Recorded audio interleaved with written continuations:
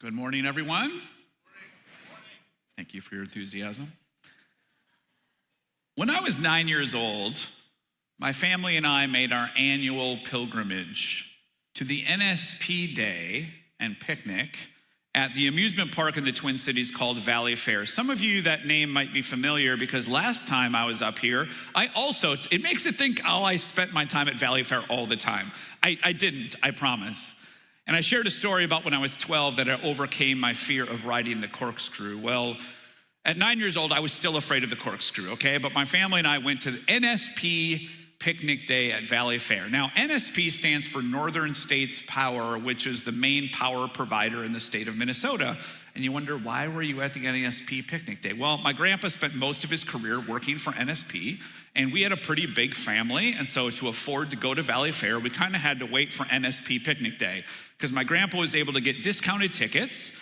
We would go, have this delicious picnic. It was always fried chicken. It was like the best fried chicken. I don't know, it's like a core memory I have. And then we'd go and enjoy the day at the park. It was awesome. But what was kind of weird is that although my grandpa got us tickets for NSP Picnic Day at Valley Fair, he never went to NSP Picnic Day at Valley Fair. He just let us go. I guess like amusement parks weren't really his jam or his speed. But as a 9-year-old, after eating my fried chicken and getting ready to head on into the park and enjoy the day, suddenly my grandpa showed up. We're like, hey, Grandpa, this is awesome. Grandpa came and we went in to enjoy a beautiful day at Valley Fair. It was awesome. We ate funnel cakes. I think this was pre-Dippin' Dots, but we would have if they had been there. We stood in line for rides, not the corkscrew, but the other rides that we went on, and just had an amazing day. The day gets done, the park is closing down. Like the employees are literally telling us to leave because that's how my family did it. And that's apparently genetic because that's how our family does it now too. But we were out in the parking lot, packing up, getting into the car. My grandpa's with us. He was in a great mood. It was a really, really, really fun day. And my mom talks about this day and she's like, yeah, he just was in such a great mood. And then as the day ended, we were parked in different parts of the parking lot. She's like, I just kind of watched her, saying my dad, kind of walk off into the darkness to his car. Now, it's a core memory I have of my grandpa.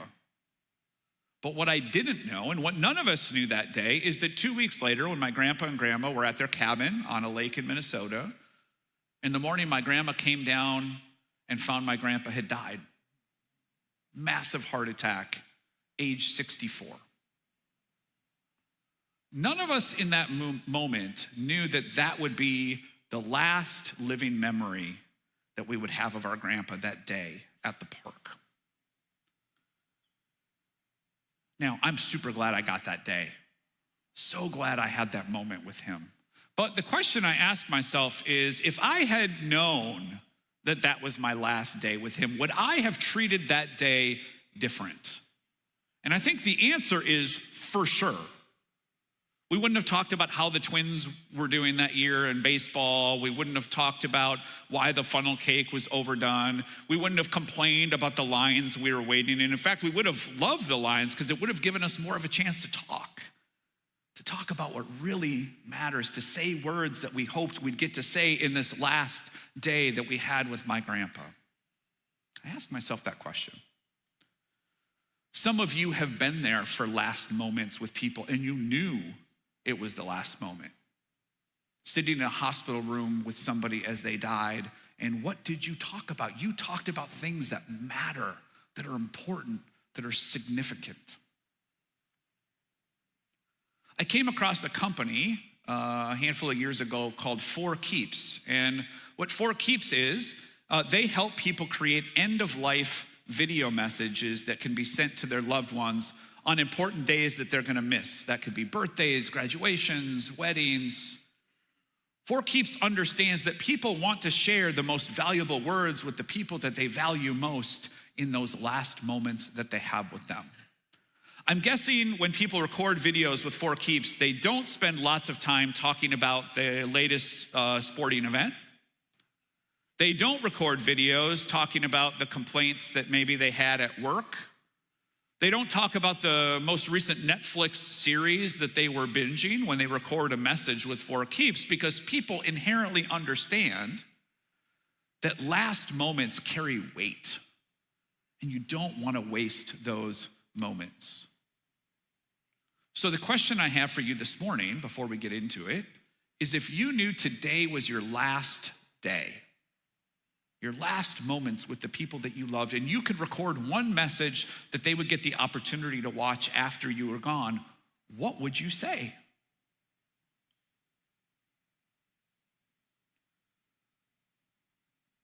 For some of you, you might share a lifetime of lessons, wisdom that you hope that they would take with them into their life. For some of you, you might share a moment trying to create healing where there's brokenness in a relationship.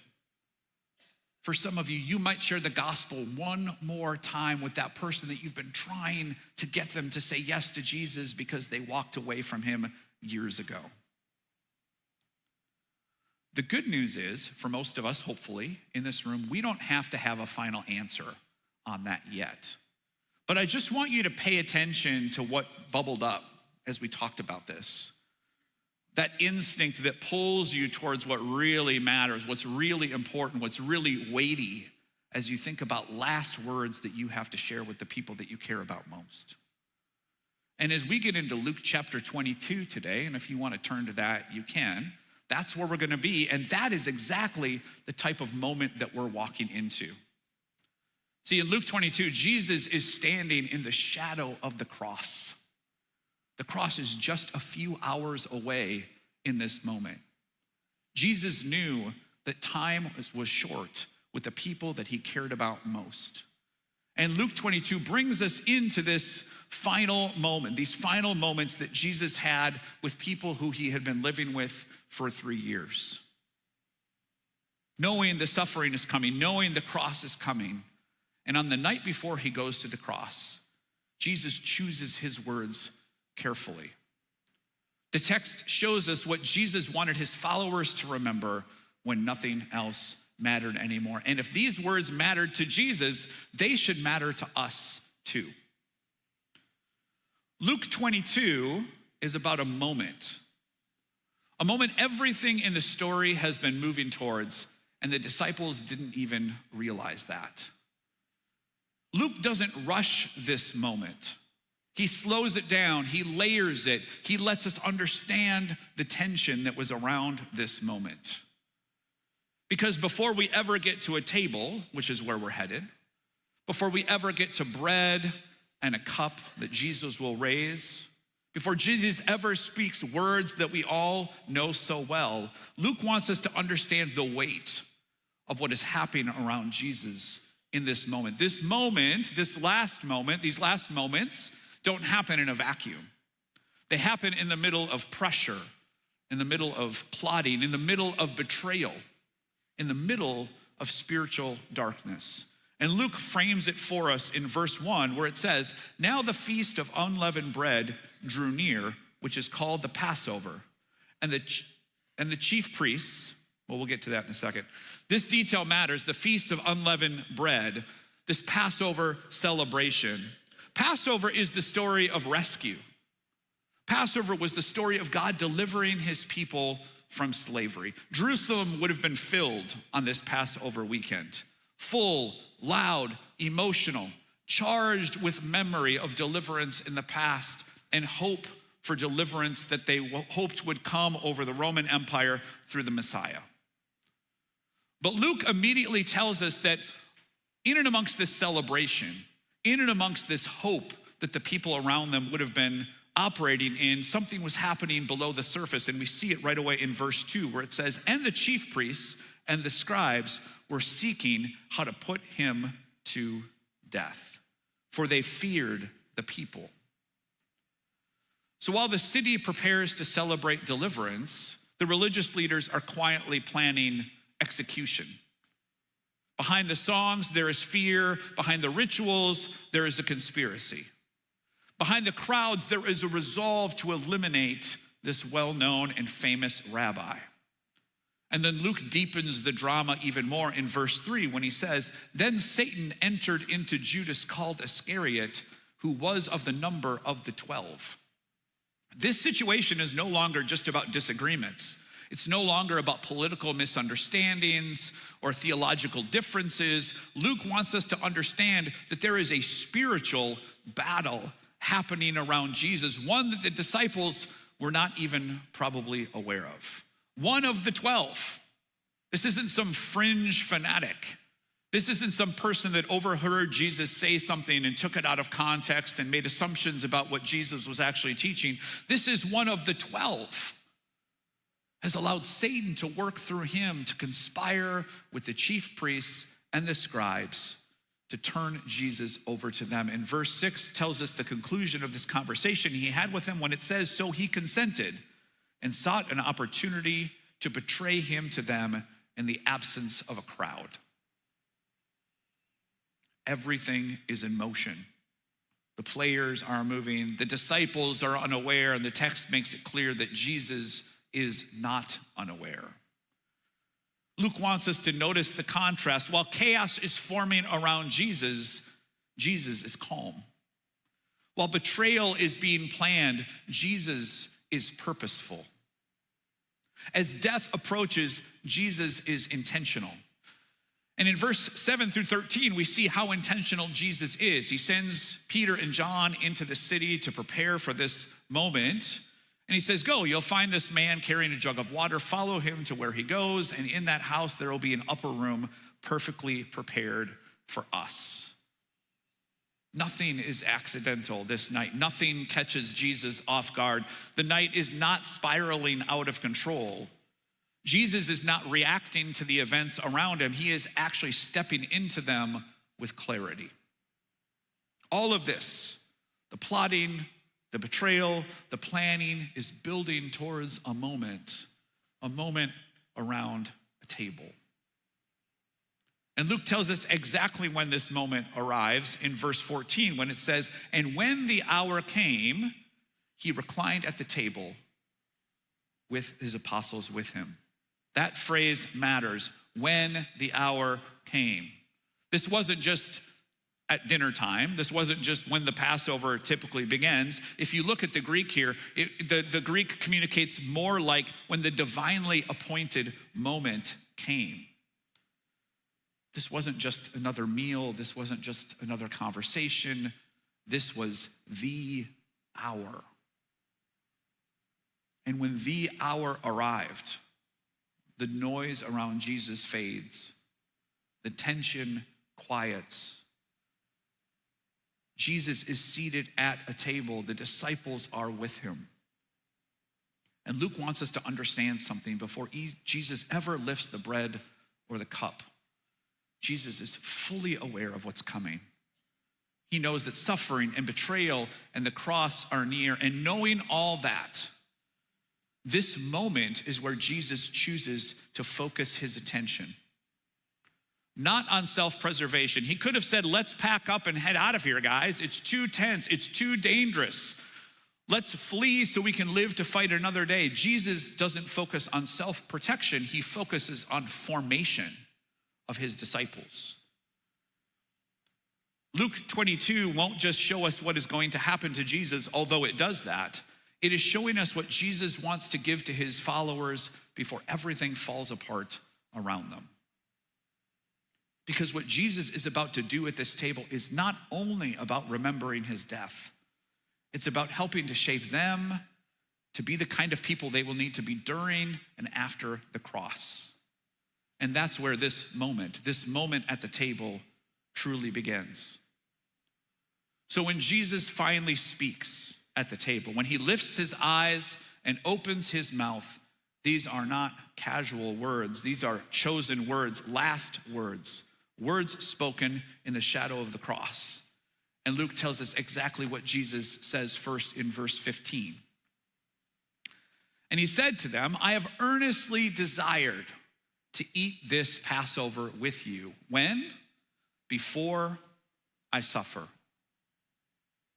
Before I suffer. I have earnestly desired.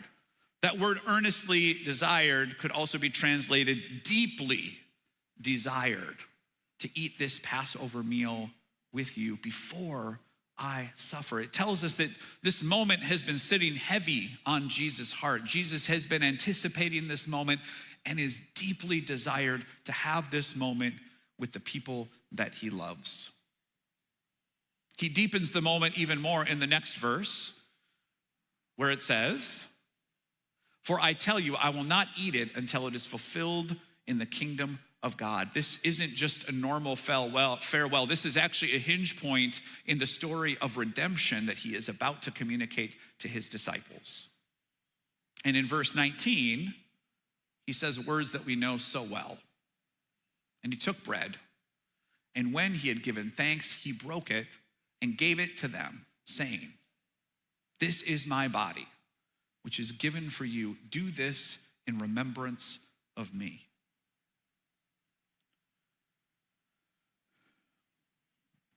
Now, we say these words often. Here at Northwest, we say them at least once a month. This month is going to be 2 times. Some churches, they say it every week.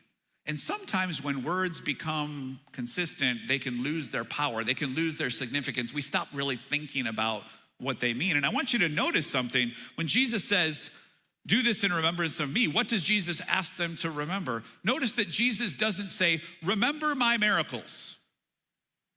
Remember when I raised that girl from the dead. Remember when I healed the demon-possessed man. Remember when I healed the blind beggar. Remember when Lazarus came out of the tomb." He doesn't say, "Remember the miracles." Jesus doesn't say, "Remember the wisdom. Remember the Sermon on the Mount when I laid out this radical way of looking at the world and people were so blown away by it." He doesn't say, "Remember the wisdom." He doesn't say, "Remember the quiet moments that we had, walking from city to city in Israel, sitting by a campfire at night when I talk to you about how much I care about you and I love you." All of those things are true. All of those things are important. But what Jesus in this moment says is, "Remember my body, given for you. Remember me in my suffering." That's how you are to remember me. And in verse 20, it says, "And likewise the cup after they had eaten, this cup is poured out for you, is the new covenant in my blood." In other words, there is a new way to come to God. There is a way that doesn't require the temple. It doesn't require an animal sacrifice. I am making a new way for you to be reconciled to the Father. It is a new access point to God. But that wasn't being opened through the miracles or the wisdom or the personal relationships that Jesus had. The way this new access point to God was being opened was through body given, blood poured out. And that is what he asks his disciples to remember him in that moment. Now, here's reality. The disciples could not possibly have understood what was happening in that moment. Scripture made it clear they're pretty clueless about this whole plan most of the way through. They couldn't have understood it. But less than 24 hours later, they would.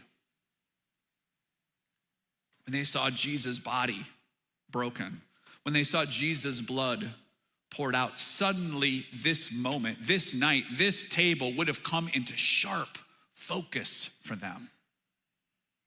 This moment would be an anchor for them when everything else around them fell apart. And Jesus asks them to remember the way that I served through my suffering. And the disciples would remember this moment on the other side of the cross, when they walked the way of Jesus, when they were persecuted, when they were abandoned, when they were alone, when they were beaten, and when most of them eventually walked the path of Jesus and gave up their own life for their faith. They would remember this moment, this anchor that they could hold on to when nothing around them made sense. And that's where this moment, that table, can translate 2,000 years forward into this room today. Because although we may not face the same kind of persecution the disciples faced, we share moments that shake us too. Things like a job loss, things like a marriage that we thought would last forever that is now over. Financial ruin, diagnosis from a doctor that changes everything, a child who has walked away from us, or a child who has walked away from the faith, chaos that breaks out around us. And in these moments, what we need is not just a quick answer. We need an anchor.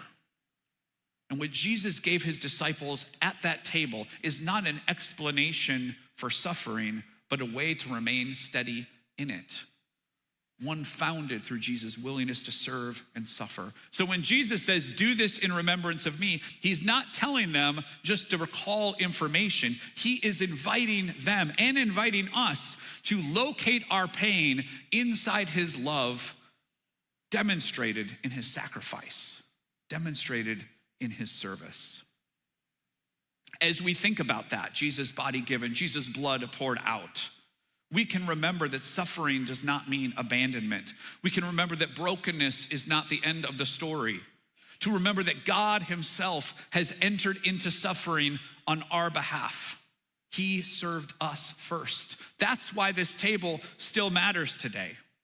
Because when life starts to feel uncertain, when fear creeps in, when control slips through our fingers, we can return here to this table, to this moment when Jesus said, I served first. We remember that before Jesus asked anything of us, he gave himself for us. That's what can steady us during life's most challenging moments. That's why this moment carried so much weight. And it's because this moment was so weighty, so sacred, so intense, that what comes next feels kind of jarring in the story. Because right after this sacred moment, right after this meal of remembrance, Jesus changes the subject radically in verse 21, where he says, but behold, the hand of him who betrays me is with me on the table.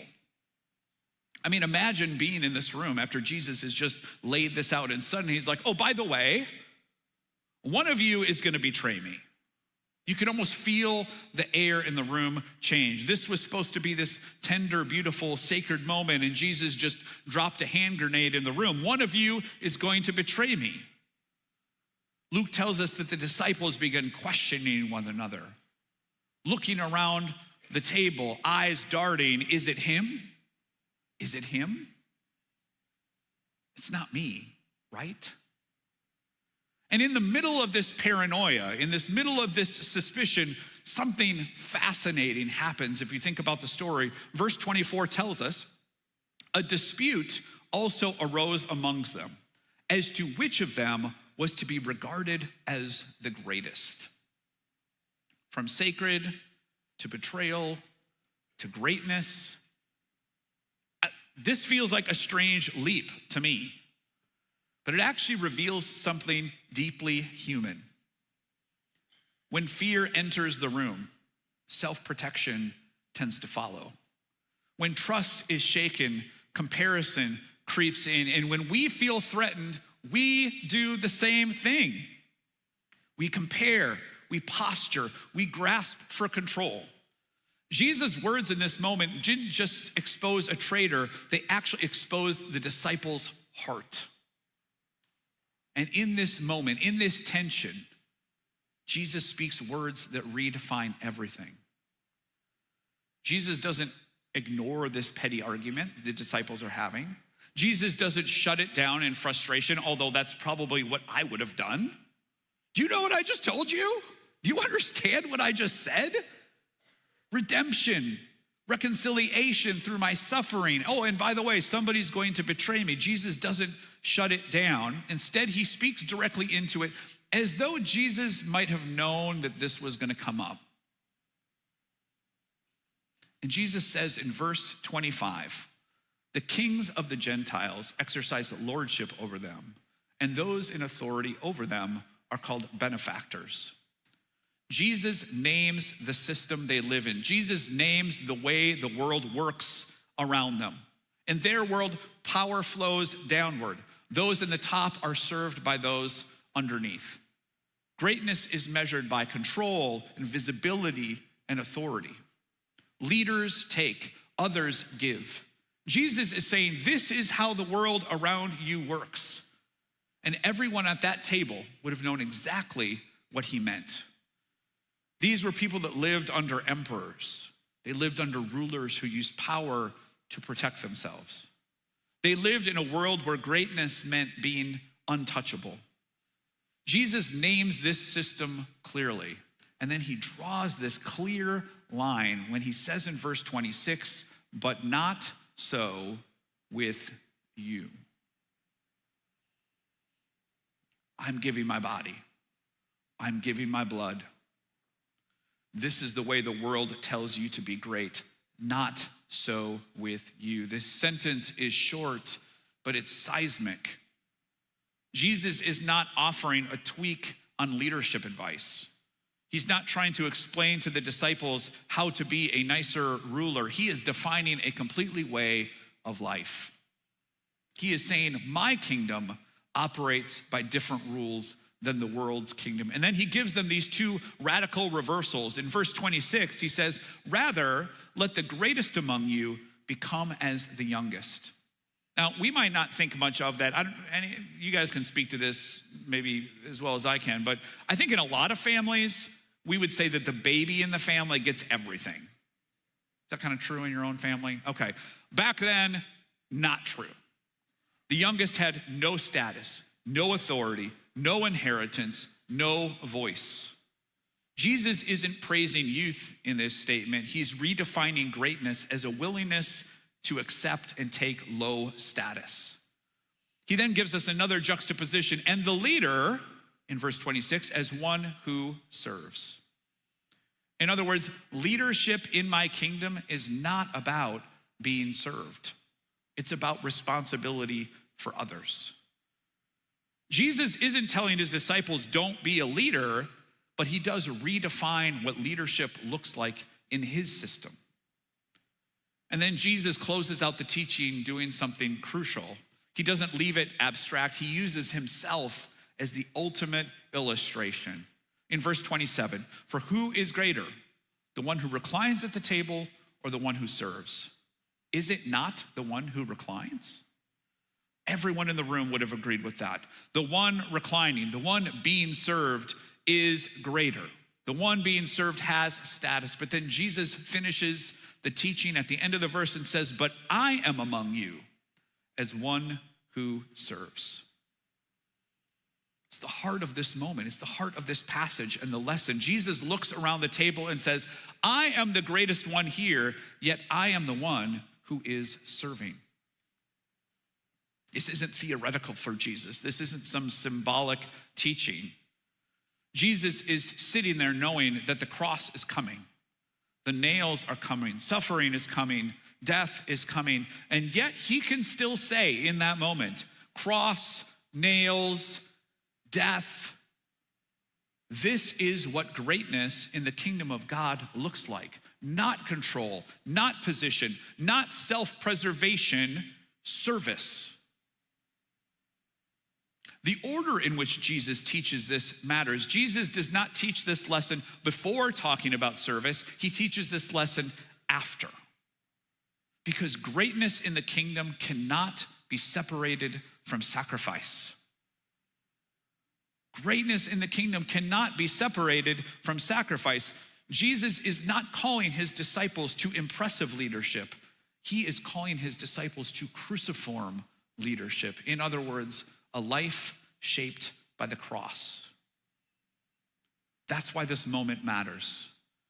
Jesus does not say, serve one another and then I will serve you. He says, I am among you as one who serves. I am giving myself for you. Now go and live the same way. Before Jesus gives his life for them, he shows them how to give their lives to each other. And that's where this turns, this but not so with you. And the question is not whether we agree with that statement. The question isn't like, yeah, we know that Jesus' kingdom works a little bit differently than maybe the kingdom around us. So I think we can all, if we're followers of Jesus, acknowledge that that's true. But the real question is whether our lives actually reflect it. Because we don't live under emperors anymore, but the instincts that Jesus confronts in this moment at that table are still very much alive today. So what does not so with you look like for us? Look like here in our world, in our city, in our time, in our everyday lives? In verse 25, Jesus talks about the kings of the Gentiles, but Jesus isn't just addressing a political system, although he is addressing a political system. What Jesus is actually naming in this moment is a way of being human. Did you know there's actually multiple ways to be human? And the way that Jesus is talking about being human in this moment is being human by using power to protect yourself. A way of measuring greatness by control, visibility, advantage. And while the names have changed, the pattern hasn't. We still live in a culture that teaches us what greatness looks like. Greatness looks like being in charge, being noticed, being indispensable, being efficient, being protected from inconvenience. Greatness in our society today looks like building a life where other people adjust to us instead of us adjusting to them. Most of the time, we don't even know it's happening. We don't know how deeply we are formed by this mindset. It doesn't feel rebellious, it just feels normal. This is just the way life works. But Jesus looks at that entire framework and draws this line and says, not so with you. I don't think Jesus says this out of condemnation. I actually think he says this out of an invitation to live differently, to measure greatness differently, to become a different kind of person in the middle of a very familiar world. I think sometimes it's helpful to have language and visuals to understand this. A few years ago, a well-known journalist wrote an article talking about the two mountains people tend to live in life. He says the first one is the one our culture celebrates. It's the mountain of success, achievement, recognition, productivity, building a resume, climbing the ladder, becoming impressive. And he said that for a while, this mountain works. You get affirmation, you get stability, you get this sense of purpose and identity. But for many people, something happens along the way. Sometimes it's a failure. Sometimes it's a loss, sometimes it's a burnout, sometimes it's just this quiet realization that even after climbing the mountain, everyone told you to climb, something feels off, something is wrong with the world around us. And he says that's when people discover the second mountain. The second mountain isn't about success, it's about service. It's about commitment, responsibility, love, and giving yourself away. The first mountain focuses on self. The second mountain focuses on other. And I like this mountain image because I can look at my life and say, okay, which mountain am I on here? Am I operating in this area of my life with a first mountain mentality or a second mountain mentality? But let's talk about somebody who really made this shift in real life. And I think one of the clearest examples is Brian Stevenson. If you've read the book or seen the movie Just Mercy, you know his story. Stevenson was a Harvard-trained lawyer, top of his class, elite credentials, every door open. He could have lived on the first mountain for his entire life. Prestige, security, money, influence. Instead, he chose to move to Alabama and began to represent people on death row. Many of them poor, many of them forgotten, some of them wrongly convicted. What I like about Stevenson's story is that he didn't abandon success. He redirected it. Stevenson didn't reject excellence. He submitted it to love. And when you hear Stevenson talk about his work, what stands out is not his heroism, it's his humility. He often says that proximity to suffering changes you. That when you draw close to people who are hurting, it begins to shift your definition of greatness. That sounds like a lot like what Jesus is trying to teach us in Luke 22. I am among you as one who serves. Stevenson didn't become great by protecting himself. He became great by giving himself away. And that's the move that Jesus invited his disciples and he invites us into today. Not away from responsibility, not away from influence, but away from self-preservation and self-promotion. And this is where the moment at the table turns toward us, because most of us aren't being asked to move across the country or argue Supreme Court cases, but we are being asked to do something every single day in the places that we already live, the places we already work, the places we already occupy. The question isn't, will we ever serve? The question is, will we let Christ demonstrated service reshape the way that we live? So what does not so with you look like for us? Let's look at work. Work is where we sometimes run into tension here, because work oftentimes operates on a first mountain mentality. How can I position myself, better myself? And none of that is necessarily bad, but Jesus asked this deeper question, and I want us to ask this question today. What would it look like to approach our work, not primarily as a platform for advancement, but as a place to serve people? How do we bring our Sunday church Bible mentality into our workplace to serve those with us instead of trying to promote ourselves? Maybe that might look like sharing credit instead of collecting it, mentoring instead of competing, listening instead of dominating a room. It might mean choosing integrity over advancement, patience over efficiency. And when we choose to live this way at work, it will cost us sometimes. It could cost us comfort, recognition, speed, money, promotions. But Jesus says that greatness is not found in protecting yourself or promoting yourself. It is found in giving yourself away. Be amongst them as one who serves. At home, this is where the costs can become even more real. Sometimes it's actually easier to serve in public than it is in private. At home, greatness in our culture looks like getting your needs met, protecting your downtime, making sure things feel fair. But Jesus says the leader is one who is amongst them who serves. This might mean it's okay to lay down the need to win an argument with our spouse, choosing understanding over being right. With our kids, it might mean showing up with patience when we're exhausted, or choosing to engage with them when it would be so much easier just to give them an iPad and go into social media. With aging parents or extended family, it might mean accepting inconvenience rather than insisting on comfort. Home is where service is least visible, and Jesus is very comfortable with unseen faithfulness. At church, this matters at church too, not just in volunteering, but in our heart posture when it comes to serving at church. The question isn't, do we serve? Jesus is asking us, how do we serve? Do we serve with humility or entitlement, with joy or resentment, with openness or critique?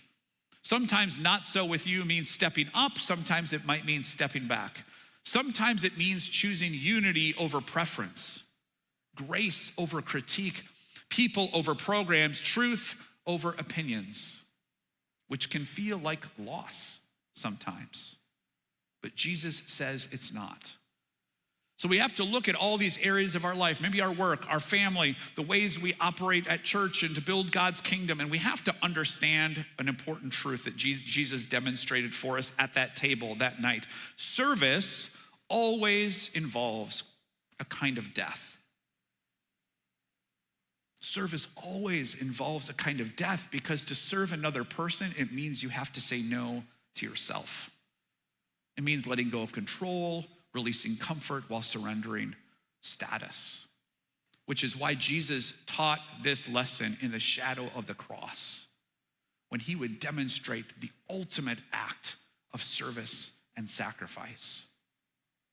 And so as we close, we go back to where Luke brought us, to this table, to this moment as Jesus sat under the shadow of the cross with his disciples not knowing what was coming, and Jesus demonstrates this truth. Remember me in my body given. Remember me in my blood poured out. The world is going to tell you to hold on to your life, and I am telling you, I gave my life away, and I say to you, do the same thing.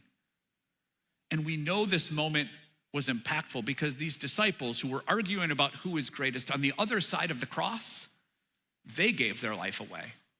They stepped into a life of service and sacrifice too, through the power of the Holy Spirit working in them to allow them to walk the way of Jesus to the point of giving their lives away one day. So we're gonna go to the table today.